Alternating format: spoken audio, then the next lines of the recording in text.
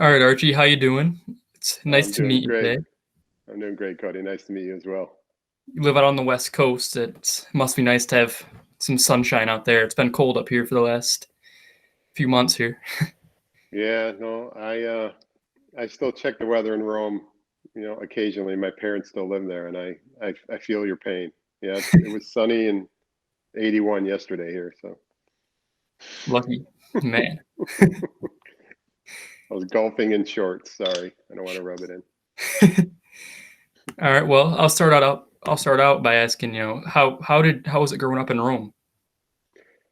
Oh man, I have great memories of growing up in Rome. It was a great time. It was a great time for Rome too, right? And I just remember having kind of run of the town. It's kind of a young kid having a lot of freedom, learning a lot as we grew up.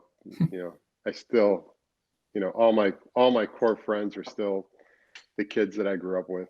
So, and it's just nice having that hometown feeling. My parents still live there, so I still get back once or twice a year. And my kids, believe it or not, they love going back. I mean, I have four kids and from 30 to 20, and they love going to visit Rome. So, it's still, even for them, it's kind of a little slice of home for them. It's awesome. What's your greatest memory playing baseball in Rome? I mean, you made it to the MLB, but I'm sure you've got some good memories from Little League or high school ball, something like that. Yeah, I have a lot.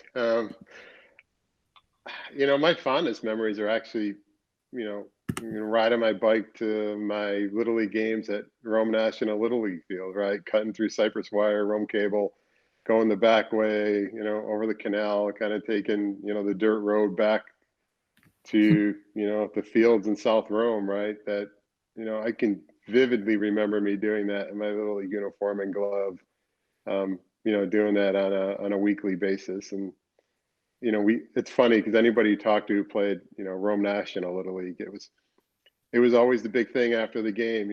Both teams got together and we got free hot dog and soda after the game at the snack bar. That was kind of the big moment at the end, right? Yeah.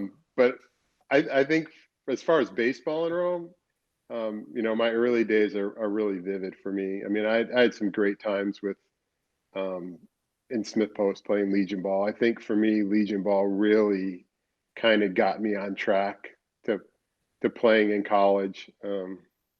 Obviously, got me a scholarship at Purdue. I think you know that's where I was kind of recruited and kind of scouted was in Smith Post, not necessarily my junior college days. So just kind of a broad range of memories, but probably my fondest are wrapped around kind of Rome National Little League. Well, did you play any other sports at RFA? Playing basketball like all the time.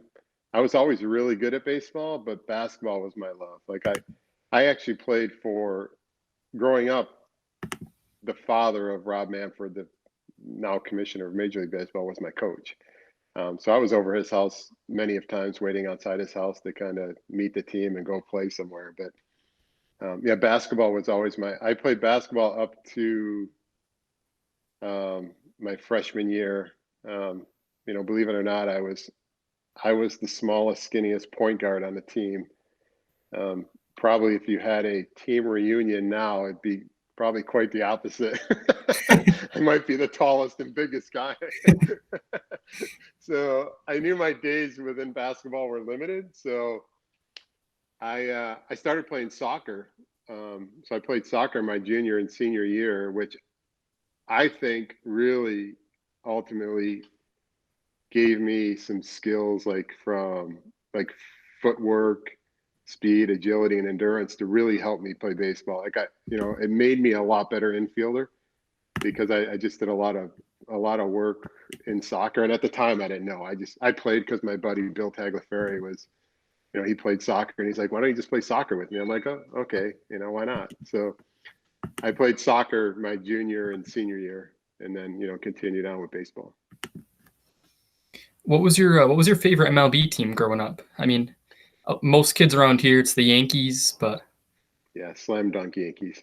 Yeah, I was huge into the Yankees. I you know I tell I was lucky enough to to actually, one of my coaches when I got to the big leagues was Craig Nettles. And Greg, I, you know, I can't tell you the amount of times I bounced the ball off my house, dove and caught it, and said I was Nettles getting up, throwing it to first base. So that was kind of my that was kind of my inside joke with him. I told it to him all the time. I used to call him Idol. I didn't even call him by his name. I just called him Idol. So that was kind of one of the coolest moments as far as like meeting one of my quote unquote idols as a little leaguer.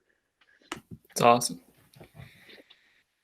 I got to ask, what was it like going from Rome to getting a scholarship at a Division I school and then making, getting drafted into the MLB? Scary. you know, looking back on it, I felt like I was a little bit, God, I don't want to say ignorant, but I didn't know what I didn't know, right? It was, coming from a small town. I know I loved playing baseball. I knew I was good at it. I didn't necessarily, the dream of being a Major League Baseball player was always there, but it it wasn't something that was always in my mind. I just kind of went out and just played because I loved doing it, and it was kind of fun and I was good at it. So, I don't know. I look back at those times and just say like it was such a natural progression for me. Like it was just, I don't know. I felt like it was just meant to be, honestly. Like I never really thought about it. I just kept doing what I was doing, and it just naturally progressed from like Legion ball to junior college, from junior college to Purdue to being drafted. Right. It just, everything seemed to be kind of put in place for me, and then kind of once I got drafted, kind of the rest was kind of up to me to see how I kind of measured up against everybody else. You obviously you started out in the minors. Was it difficult when you first got there, or did you immediately show up to the test, start playing some of the best ball? Yeah. Well, it's interesting because I got drafted in the fifth round, which was, then a pretty decent pick. Like you got more attention because I was a fifth round pick. I was drafted a couple times prior by the Pirates, but again, just, I don't know, from lack of knowledge, I didn't sign. I just kind of went back to junior college and then went to Purdue and I did my thing. And again, the decisions I made, I never really thought that deep about, but now looking back on them, they were great decisions for me to kind of help me kind of mature and grow. I mean, when I graduated high school, I mean, when I graduated RFA, I was not big. I mean, I was a little guy. I graduated at 17. I don't think I was fully mature and grown. Um, I would say I was definitely under 6 foot. I mean, maybe 5'10", 5'11". Now I'm 6'4", 235. I was probably 5'11" and then 150 pounds then. So it was just one of those things that somehow maybe my guardian angel or something told me, you're not ready, you're not ready, you're not ready, kind of thing. So, again, looking back on it, I just felt like everything kind of just was put in place for me. I mean, so you work your way up, you get the call to the show. What was it like, getting that phone call from the head coach in the MLB telling you that you're finally gonna Yeah. get your shot? Yeah, it was that even that was an interesting story. I swear I should write a book about my story, not because it's my story, because it's truly interesting. Like the way at which I did it. So I was actually a non-rostered invitee to big league camp. So every year they invite their roster guys, and then they invite kind of the all other guys that they think are good, but they're not on the roster. They want to take a look at, and they send them down usually after the first couple weeks. I was one of those guys. I had a really good AA year. I had a really good winter ball league in Mexico. And I got the non-roster tender invitee out of AA. And, we joke about this all the time with my family, but it was like, when I went to big league camp, I mean, I immediately got off to a good start. I think I probably hit like 4 or 5 home runs that spring. And, every week they had cuts, and every week, I wasn't on the cut list, and I wasn't on the cut list, and I wasn't on the cut list. And finally I got down to end of spring training, and I came home for the last cut day, and my wife like, so should we start packing? And I'm like, not yet. And it was between me and another guy. We actually I was in Montreal. We had a last 2 exhibition games in Montreal against the Toronto Blue Jays. And they were going to make a determination after those 2 games. And each of us played 1 game. I played 1 game. He played 1 game. And after the second game, I remember they called me into the office and, told me that. And I was just like, I think I jumped on him. And ended up going to the ground because I was so happy. But, it was just, again, just a moment that just kind of fell into place. Again, the guardian angel thing, I don't know, but it was definitely memorable for sure. Other than getting, called up to the show, what do you consider your greatest memory in the MLB, with any specific player or a team type thing? Or I have just so many. I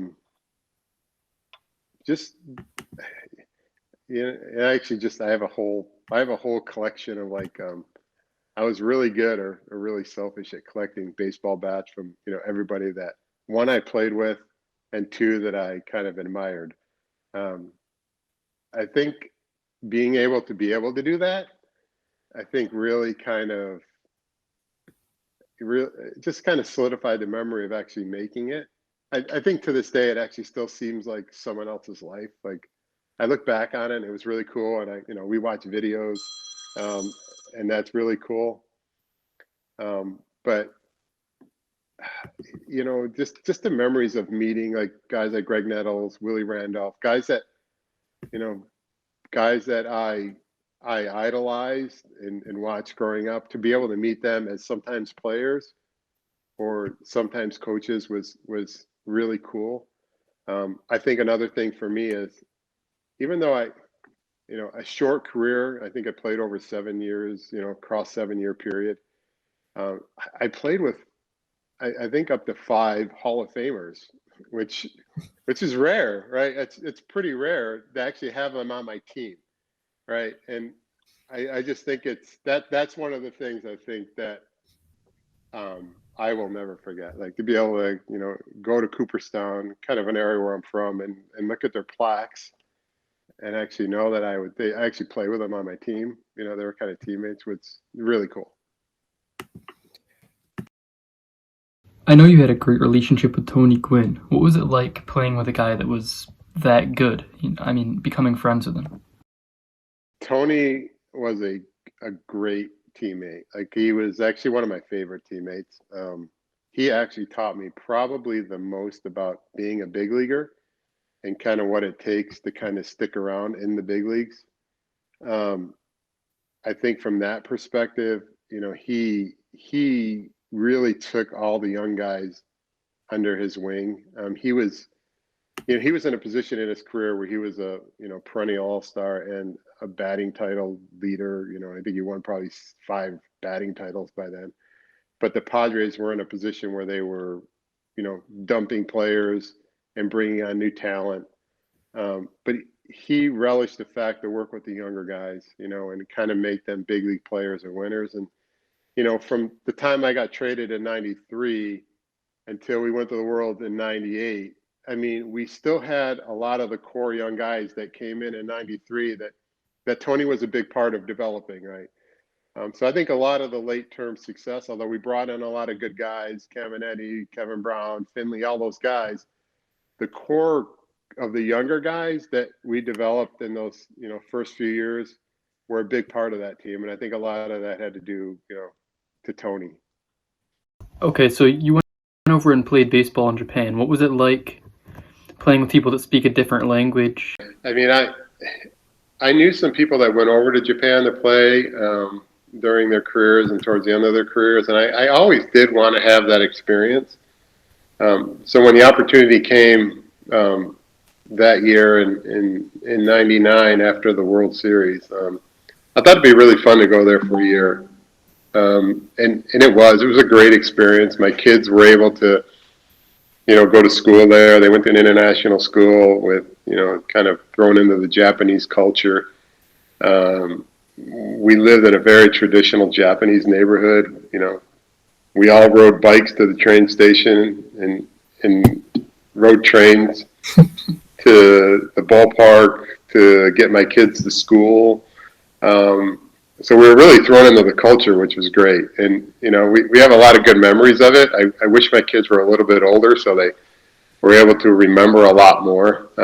But from a baseball perspective, it was tough. And I ended up getting hurt over there, which it wasn't that great from an experience. But other than that, living there, getting absorbed in the culture, everything else, it was fantastic. Are you still associated with the MLB in any way? I mean, I know it's been a while since you've played, but what is your relationship like with the MLB? I'm not. I mean, I do a lot with the Padres organization locally. I do a lot of community relation stuff, community support. I do a lot of charity events, things like that. Our '98 team. Although I was here, 5 or 6 years before the '98 team. The '98 team, because of the makeup of the team, the personality of the team, and how far we went to get to the World Series is still extremely popular in San Diego. So they tend to call on us a lot to do a lot of different stuff. And so I do a lot of that around town for sure. And I enjoy that.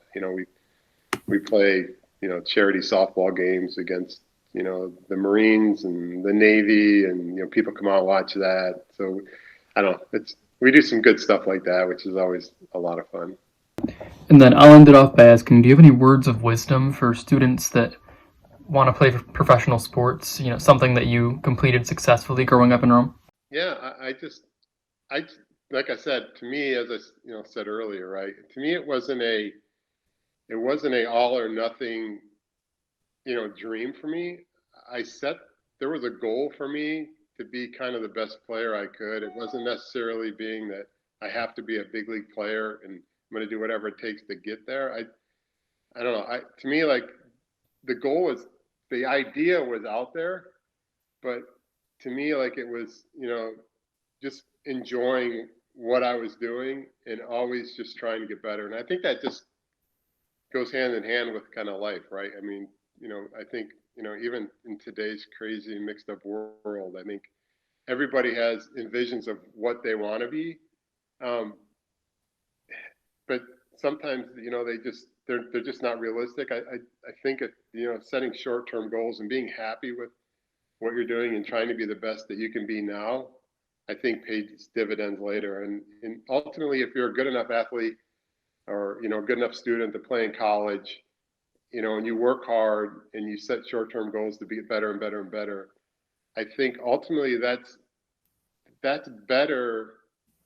That's better for reaching the long-term goal than, just setting these goals of unreal expectations to be such a good player now, and kind of maybe reaching your potential, then, kind of getting better as time goes on. I think that's one thing in my career I can really look back on and say, over the course of my career, I did get better and better and better, right? From Little League to Smith Post, from Smith Post to junior college to college to minor leagues, right? I always tried to just be better, and I always loved playing the game. A double and an RBI for Cianfrocco. That is 6 RBIs in the ball game for Archi. All right, that was my last question. Thank you for answering some questions. It was great to talk to somebody from Rome that was successful at something that I hope that I can do someday. Oh, it's great. I really appreciate you taking the time and talking to me. It's great to meet you, and good luck. And let me know if you ever have any questions. People in Rome know how to get hold of me.